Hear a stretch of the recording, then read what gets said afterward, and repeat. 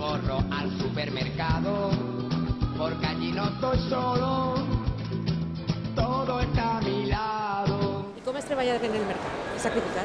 Es muy sacrificado, pero es muy bonito. Es un lugar muy bonito para trabajar, la gente es encantadora, aquí hay mucha gente trabajando, pero al mismo tiempo necesita mucha dedicación, mucho tiempo y bueno... La gestión es 24 horas. 24 horas. Y tú ten en cuenta que nosotros somos prácticamente 300 negocios en un mismo mercado. És que posar d'acord a 300 persones per a una mateixa matèria, això té que ser difícil, ¿o qué? Bueno, ya lo creo. Tú imagínate si a veces en una familia somos 4 y no nos ponemos de acuerdo, 300, figúrate. Pero lo hacemos bien. Lo hacemos Sabeu bien. fer-ho? Sí. Gràcies per atendre'ns, Merche. Vinga. Te deixem. Ale. Gràcies.